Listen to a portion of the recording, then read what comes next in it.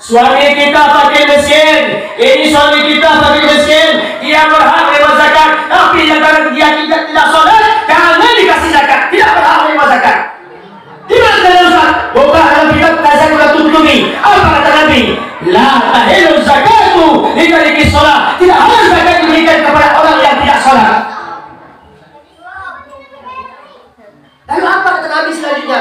Wala tujalisuhum. Jangan kamu sekedudukan dengan orang yang tidak salat. Baru kau turun siksa dari langit karena kita yang ikut salat. Jangan sampai lalu suami yang tak sembahyang, boleh? Sampai bubuk saja tak boleh oleh Nabi Muhammad. Buka dalam kitab Tazakiyah tutubi. Tak boleh kata tu. Sallu al-musallin. Salatlah kamu beserta orang-orang yang salat. Hukum dia sembahyang berjamaah Bapak Ibu. Hukum apa? Pak, hukum sembahyang berjamaah apa? Bu, hukum sembahyang berjamaah Bu. Naik fikir kau. Apa hukum sembahyang berjamaah Bu? Ayah sana? Iya, kurangi 100. Apa hukum sembahyang berjamaah apa? Iya, kurangi 200. Hukum salat berjamaah terbagi dua. 1, wajib. 2, sunat muakkad. Wajib kifayah. Kapan? Kalau satu kampung, satu negari tidak ada orang sembahyang berjamaah, maka penduduk negara itu berdosa. Baik itu hukum kifayah. Paham tak Bu? Wajib kifayah dalam satu kampung.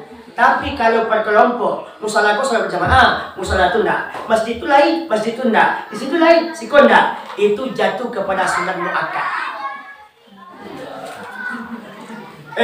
Sakit wajib musola berjamaah. Kecik Abdullah bin Umi Maktum. Ya Rasulullah.